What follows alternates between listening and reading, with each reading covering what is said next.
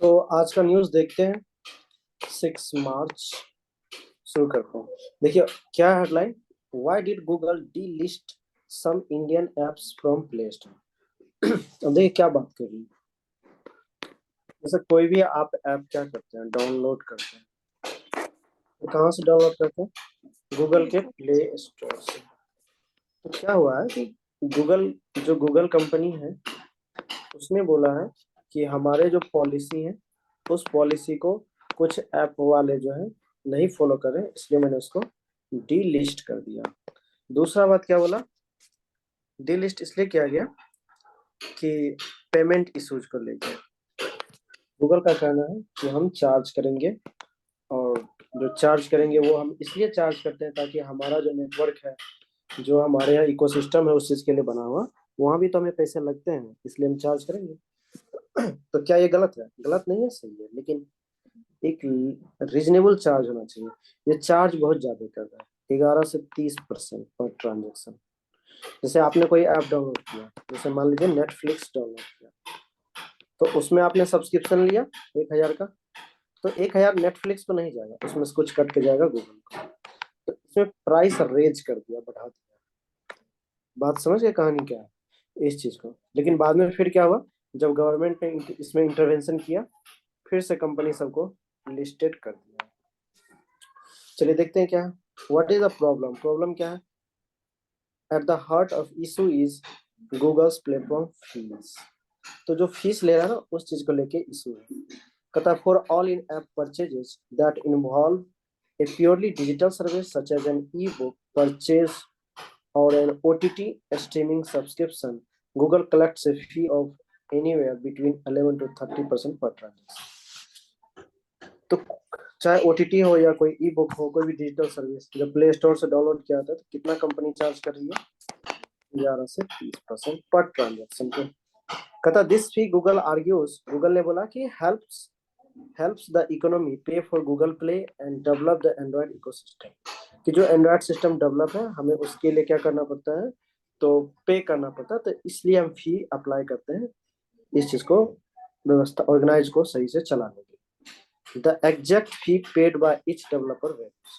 अब देखो, ये नहीं कि हर कंपनी से एक ही फी ले रही है, अलग अलग फी अप्लाई करते हैं।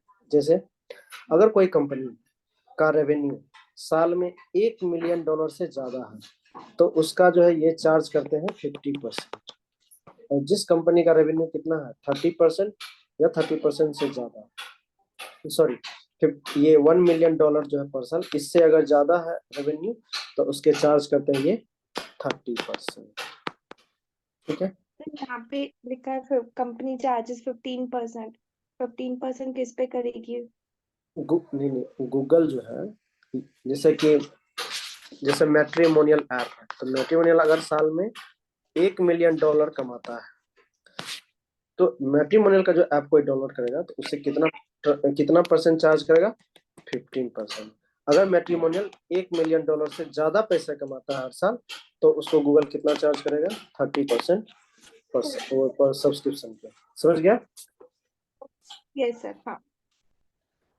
अब बता कि in India and South Korea where regulatory scrutiny on this fees has been among the most intense, Google collects 11 और 26% in fees if developers choose to use a different payment method. अब देखो south Korea में भी ये सब चीज issue है इस चीज को लेके, क्योंकि गूगल यहाँ 11% और 26% चार्ज करता है। कब? जब डिफरेंट पेमेंट मेथड, मतलब जो गूगल का बिलिंग सिस्टम है, अगर उसके अनुसार किया तो कम पैसा लगेगा, अगर उसके अनुसार नहीं किया तो आप अल्टरनेटिव मेथड यूज करिएगा पेमेंट सिस्टम का, तो ज्यादा पैसा लगेगा।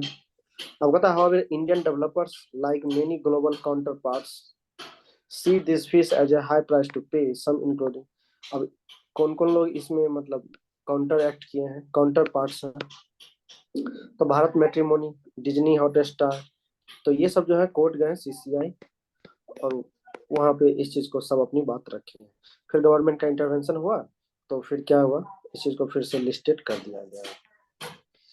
ठीक है।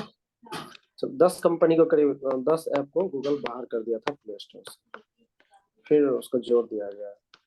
मिनिस्ट्री ऑफ इंफॉर्मेशन टेक्नोलॉजी जब इसमें इंटरव्यू किया। आगे न्यूज देखिए, ट्रांसपेरेंट येट इम्पेनेट्रेबल। अब ये क्या चीज की बात कर रही है? Bullet proof.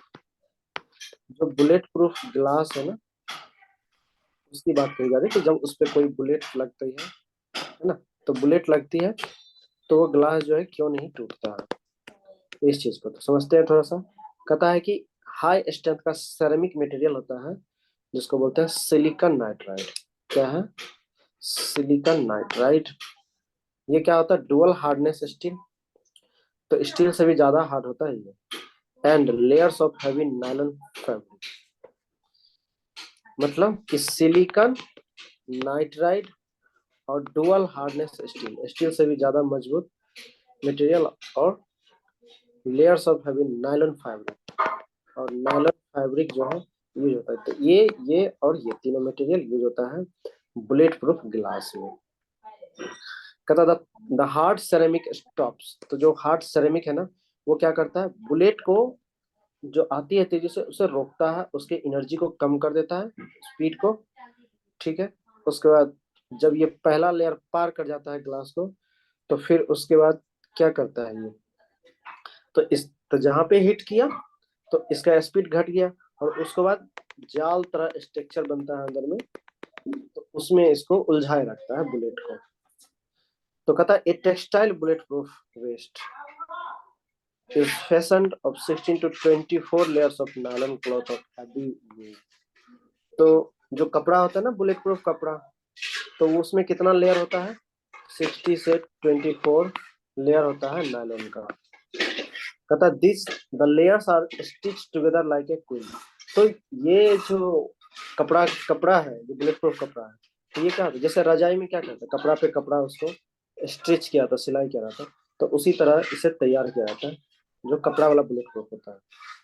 तो 16 जो लेयर है ये क्या करता है? स्टॉप रेगुलर हैंडगन और सब मशीन गन बुलेट्स। तो जो बुलेट्स है, जो हाथ वाला बंदूक है, तो उसके रोकता है। ठीक है। और जो 24 लेयर वाला है वो क्या करता है? Move powerful magnum bullets from the same weapon. तो जो कोई पावरफुल बुलेट आएगा तो उसे रोकता है 24 बुलेट को। तो इससे रिलेटेड था। ये दोनों बहुत इंपॉर्टेंट न्यूज थे। और भी चीजें हैं, फिर उसके बारे में और डिटेल्स आएगी तो हम लोग कवर करेंगे। चलिए ठीक है, कल मिलते हैं।